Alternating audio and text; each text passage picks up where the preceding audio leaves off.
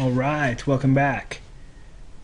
So, today's lesson, we're going to pick up on where we left off. The last lesson, we've just done a pipe with a mitre on the top, and that's kind of got us going with how we're developing a flat pattern development on something that's round. And so we're gonna take off from there. With a real similar concept, just add a couple more pieces to it, and actually take that mitre and go somewhere with it. So, and it just has a little bit of a different setup to start with, to establish our drawing. So what we're actually doing here is like a three-piece pipe offset, and this is just mitered pipe rather than using a buyout fitting. This is just using the pipe miters to make a jog and a pipe run.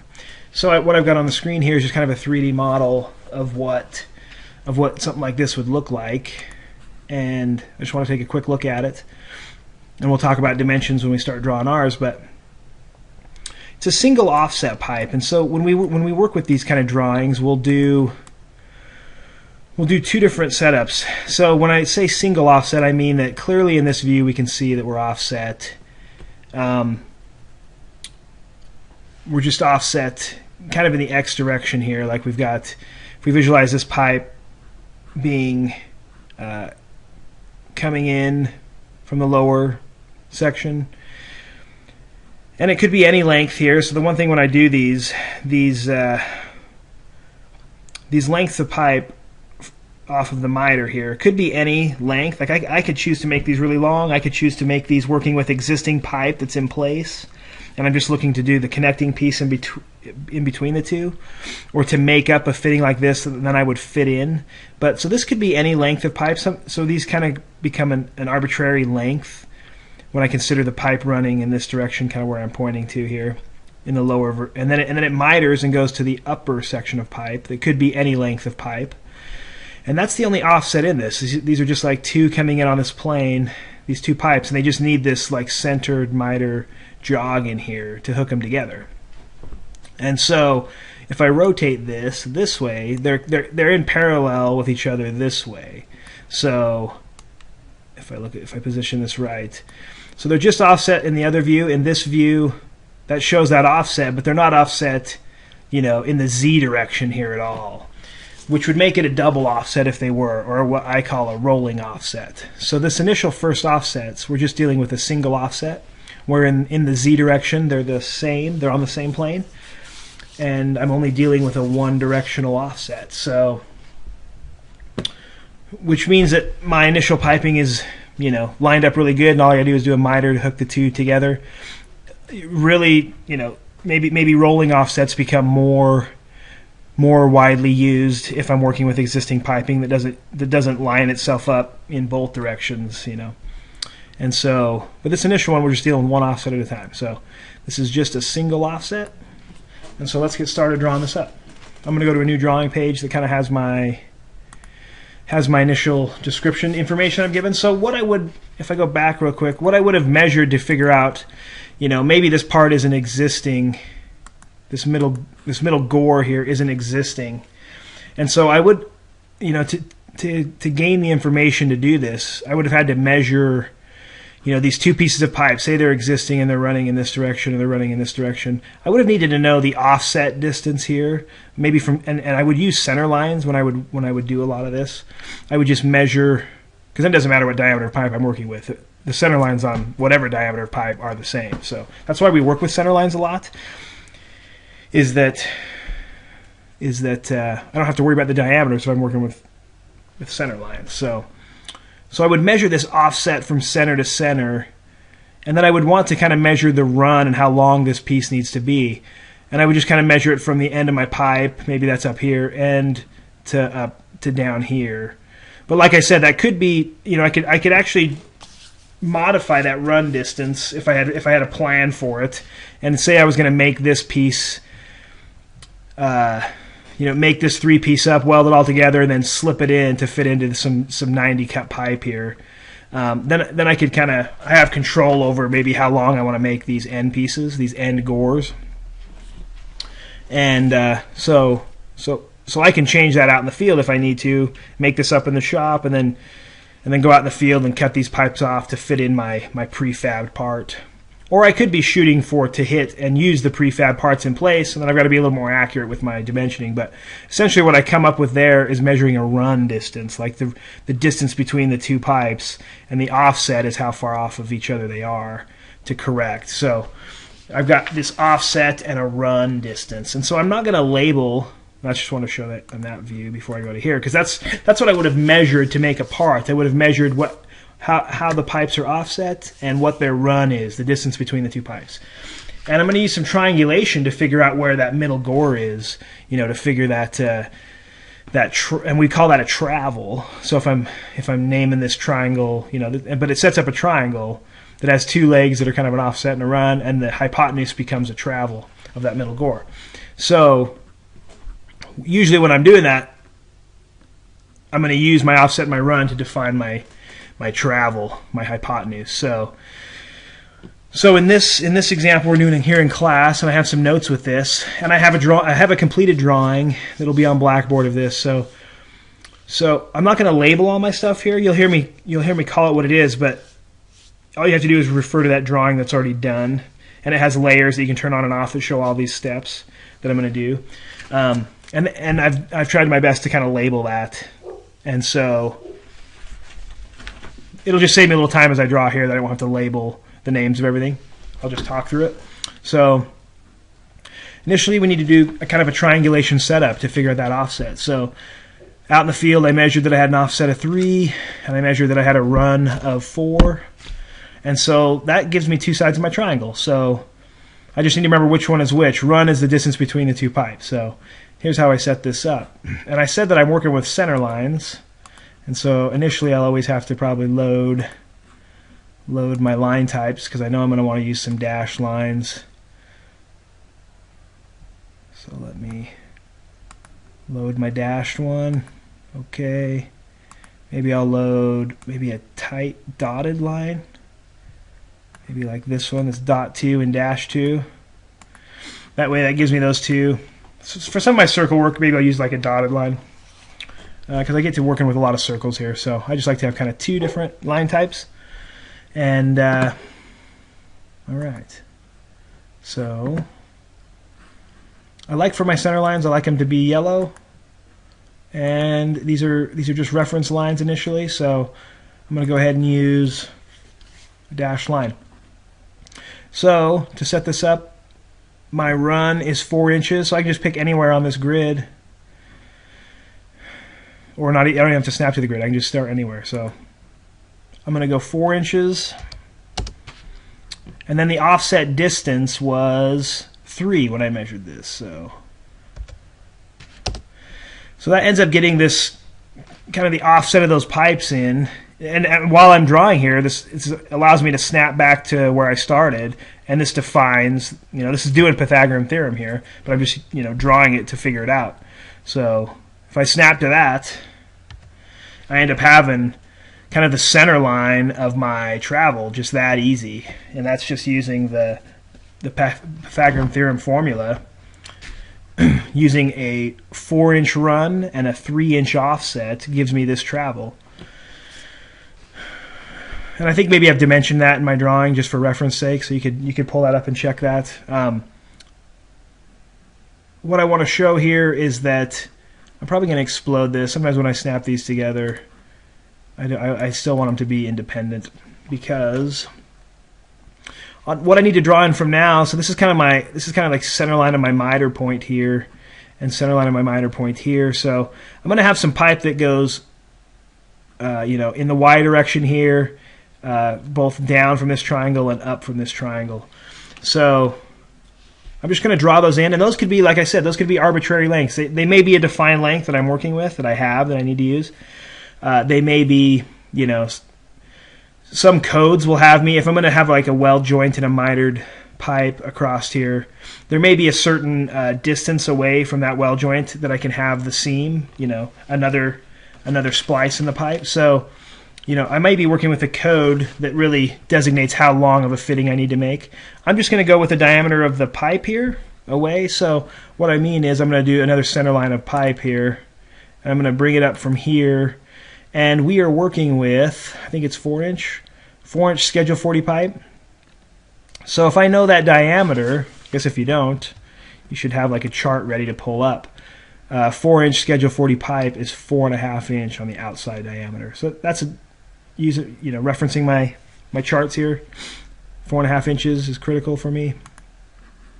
Back to my drawing. So I'm just going to use that diameter as kind of the distance I pull this away here. So let's make this 4.5. All right. And escape that. I'm going to do the same thing down below here. I'm going to do a polyline. 4.5. All right. Just move this a little bit.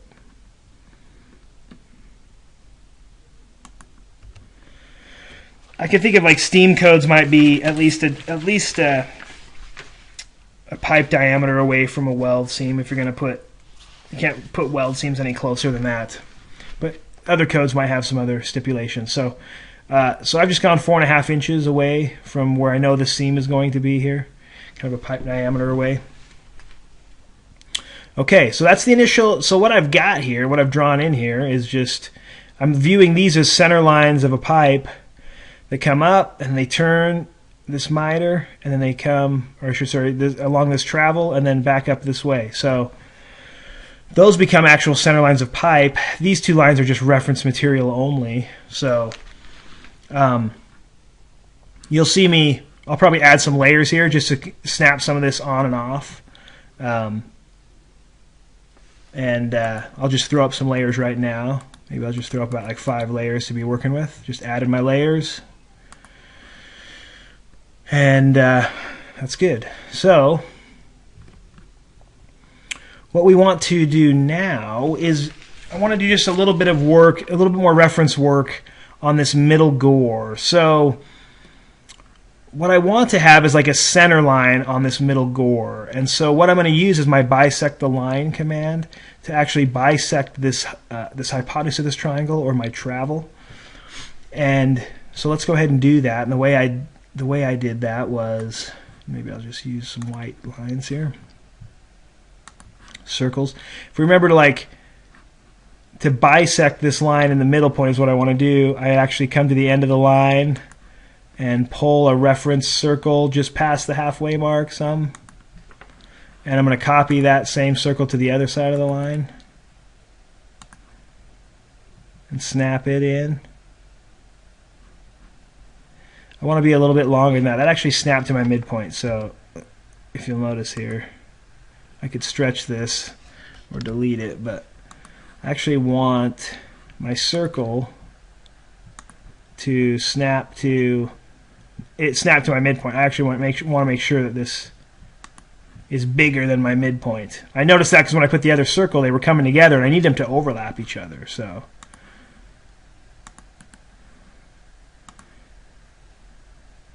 snap that one on. Now I get this. Now I get these two circles that overlap, and they define me this line here, which is going to become it's going to become a center line of my middle piece that's perpendicular to the side. So, this center line on this middle piece, as we draw, is going to be, parallel with the outside edges of this. And so what I want is a center line that is perpendicular to those. And this is the best way to do this, is just right off the bat here, and to have this line as a reference line. So maybe I'll change that to for this center line going this way. It ends up putting in, and I'll use this. I'll go ahead and put this in as a solid line, and then I'll probably trim this to kind of fit into where I need it to go. Right now it might be excessively big, and that's okay. So, and it's just going to be a line that goes from here to here right now. All right. So that line has now bisected my travel, perpendicular to it. So it hasn't bisected the angle. You notice that it's not in the corner of this 90-degree angle. I'm specifically just bisecting that line. So that's critical to catch that. We're not bisecting the angle in this step. Okay, so I'm going to now that's all the work I needed with these circles, so I'm just going to go ahead and push these to another layer just to get them.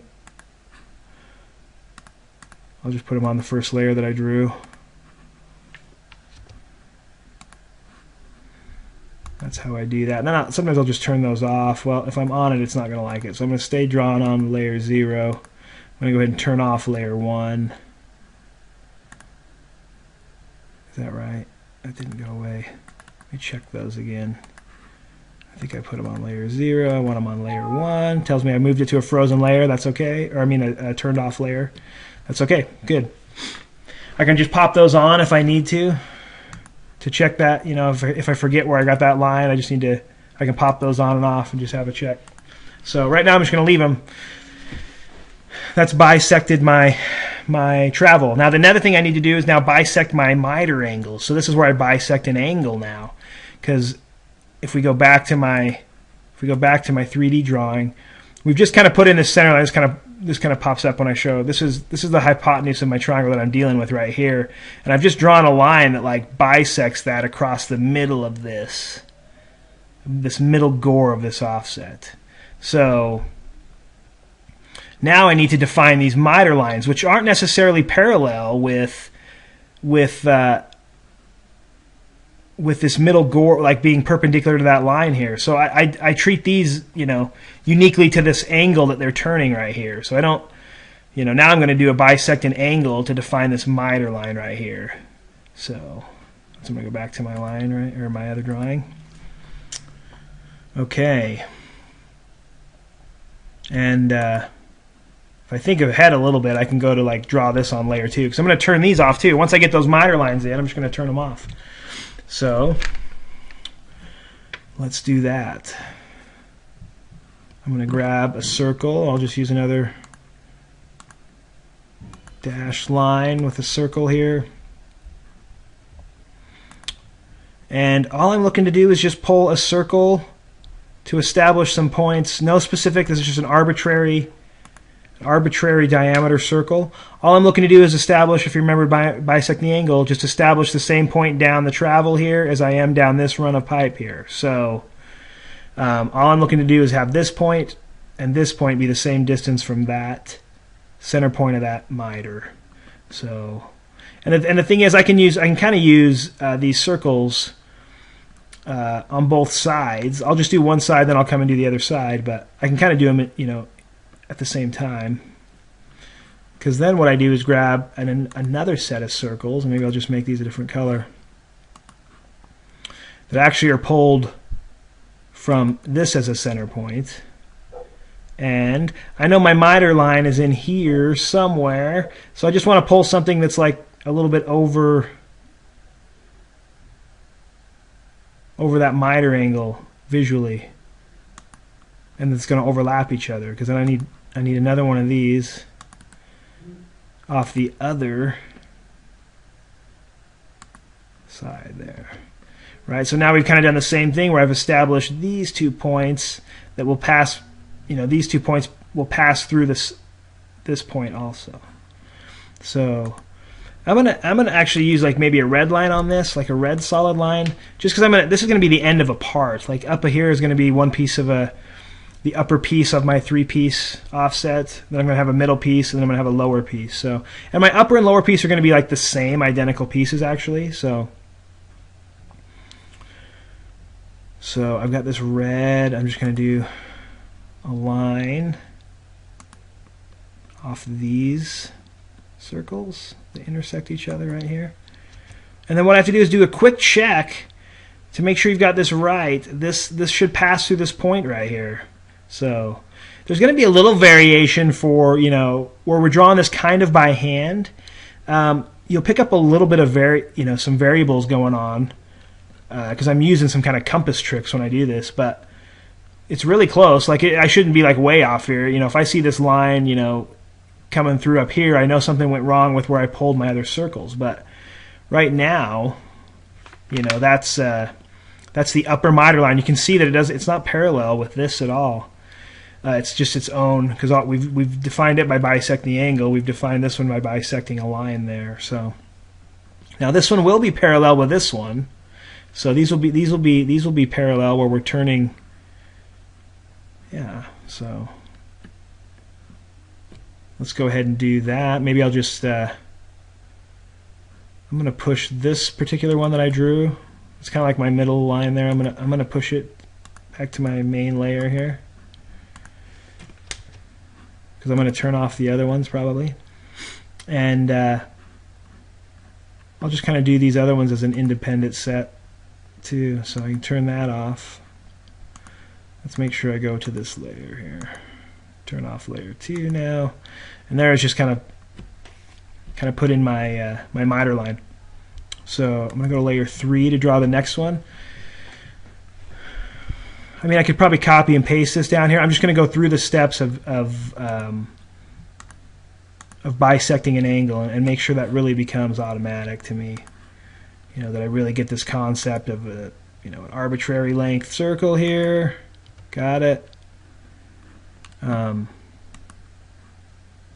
use a different color of dash circle for this lower section, because this is going to be a different size of circle from my upper one. Didn't have to be. I probably could use that same information down below. I'm just going to do them independently here, just to kind of keep it clean and not a bunch of circles overlapping. So remember, these circles come off of this point that I've established and need to be big enough to overlap each other. The bigger I am, the bigger I get, the longer my miter line is, you know, which is kind of nice because I don't have to stretch it and try to, if it doesn't quite reach the diameter of my pipe when I draw that in. It's kind of nice to have like an excessively long miter line to then tuck back to my pipe is what I like. So I tend to make these sometimes longer than I need,